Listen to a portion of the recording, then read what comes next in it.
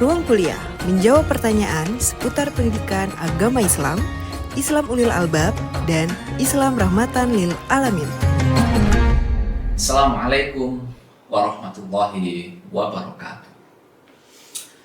Teman-teman yang dirahmati oleh Allah Subhanahu wa Ta'ala, khususnya teman-teman generasi Z, generasi yang hidup di zaman modern ini, yang kemudian dekat dengan literasi digital, dengan perkembangan IT.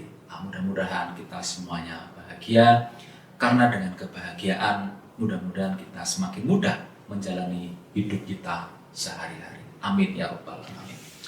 Teman-teman yang dirahmati Allah Subhanahu wa Ta'ala, pada episode kali ini saya akan berbagi satu refleksi terkait dengan akhlak dan tantangan generasi Z begitu. Meskipun nanti para pemirsa yang mendengarkan Radio Indonesia tidak menjadi bagian dari generasi Z, misalnya generasi sebelumnya atau generasi sesudahnya nantinya, tapi kita perlu tahu tuh bagaimana akhlak dan tantangan yang dihadapi oleh teman-teman kita yang berada di generasi Z. Karena generasi Z ini adalah generasi yang unik, ya, generasi yang dikategorisasikan sebagai mereka yang dekat dengan literasi digital, yang dekat dengan media sosial dan gadget, termasuk mereka yang dekat dengan informasi instan. Nah, begitu. Nah, karena mereka yang kemudian punya keunikan itu, maka saya kira tantangannya itu akan berbeda dengan tantangan para generasi pendahulunya, ya, yang mungkin berada pada kehidupan yang berbeda, apalagi generasi bapak, nenek, moyang kita terdahulu. Nah, salah satu tantangannya adalah dengan literasi digital yang kemudian mewarnai hidup kita sehari-hari. Yang pertama adalah overdosis informasi.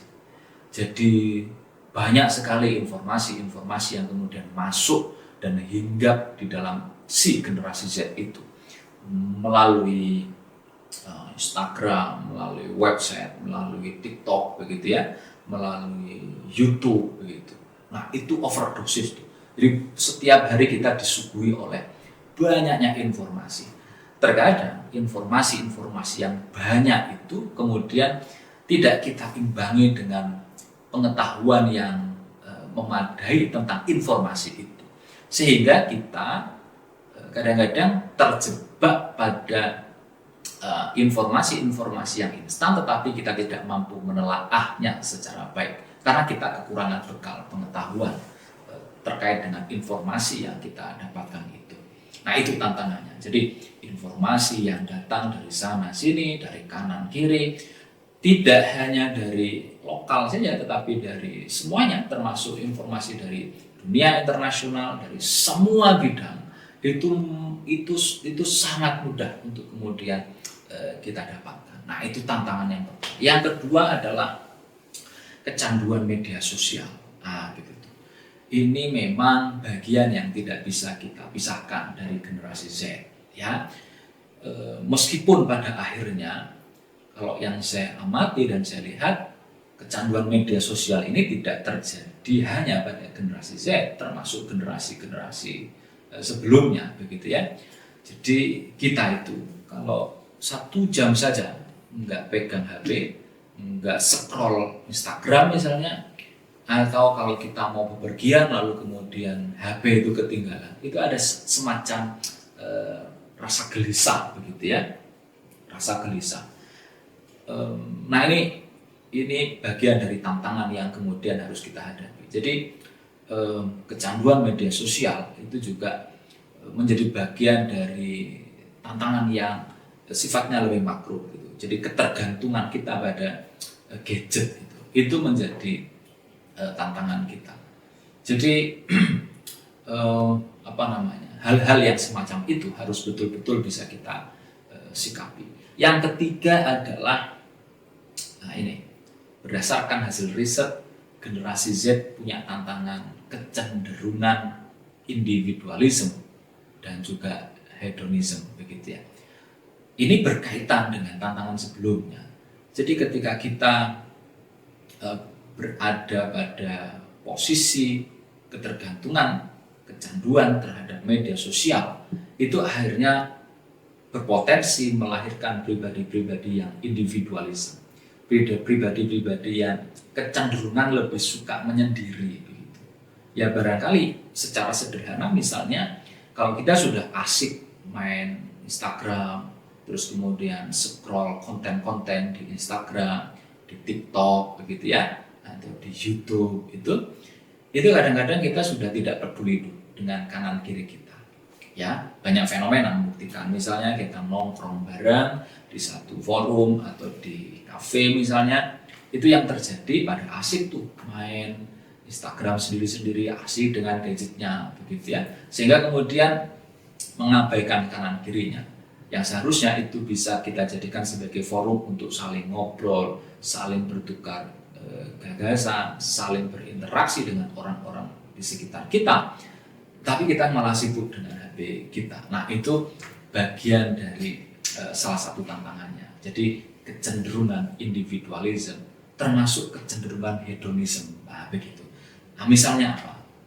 Misalnya sekarang banyak sekali ya marketplace yang kemudian ada di dunia digital kita, yang kemudian itu bisa mendorong kita untuk selalu berbelanja, begitu ya, dengan mudah, begitu. Jadi uang kita sudah ada di dalam bentuk digital, lalu kemudian di saat yang bersamaan kita difasilitasi dengan marketplace di dunia digital itu.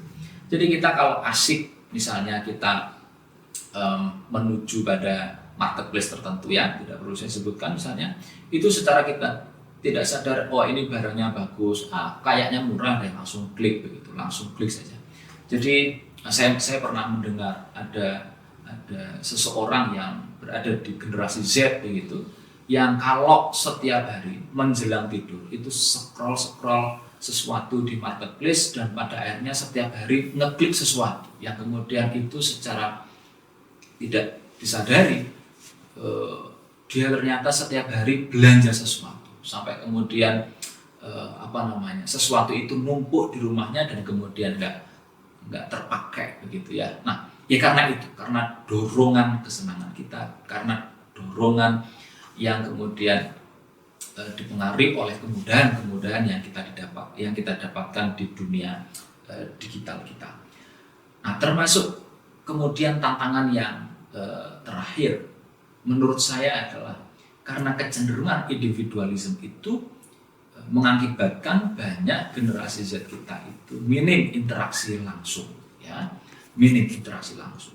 Ya tadi itu sudah saya sampaikan ya. Jadi karena asik dengan gadget, lalu kemudian karena sudah mendapatkan banyak informasi di genggaman gadgetnya, lalu kemudian mengabaikan kanan kirinya, sehingga potensi minimnya interaksi langsung dengan kanan kirinya itu juga dirasakan melekat pada teman-teman kita di generasi Z, meskipun ya generasi sebelumnya juga ya. Jadi karena itu terjadi pada era ini. Nah, tantangan-tantangan itu saya kira nyata ada di tengah-tengah kita. Lalu bagaimana kemudian solusinya agar teman-teman generasi Z termasuk generasi yang lainnya itu tidak terjebak pada tantangan-tantangan itu? Maka yang pertama adalah kita bisa perkuat karakter mereka, kepribadian mereka melalui pendidikan formal, melalui keluarga, termasuk melalui pendidikan yang diselenggarakan di masyarakat, begitu ya. Nah, harapannya dengan penanaman atau pengembangan pendidikan karakter, mereka tidak melupakan jati diri mereka bahwa manusia itu bagian dari makhluk sosial, bahwa mereka itu hidup tidak hanya untuk dirinya, tetapi juga untuk kanan kirinya, untuk lingkungannya, untuk umat, untuk untuk hal-hal yang di luar dirinya. Yang kedua adalah di samping pendidikan karakter, maka yang dilakukan juga bisa literasi digital, ya. Jadi masifnya literasi digital itu mudah-mudahan memberikan penyadaran bagi kita semua untuk dapat menggunakan teknologi informasi itu sebagai alat bantu, sebagai instrumen untuk hidup kita. Jadi pada akhirnya cara pandangnya adalah kita tidak sami'na wa ata'na terhadap teknologi informasi itu, tetapi teknologi informasi itu atau dunia digital itu hanya menjadi bagian dari instrumen hidup kita. Jadi kita tidak terjebak hidup di dalam teknologi informasi yang kemudian bisa meninabubukkan kita. Tetapi yang terjadi adalah kita sebagai khalifahnya teknologi informasi itu. Kitalah yang akan mengelola teknologi informasi itu. Nah, dengan begitu mudah-mudahan tantangan-tantangan itu bisa kita hadapi dengan sebaik-baiknya. Mungkin itu yang bisa saya sampaikan. Terima kasih. Wassalamualaikum warahmatullahi wabarakatuh.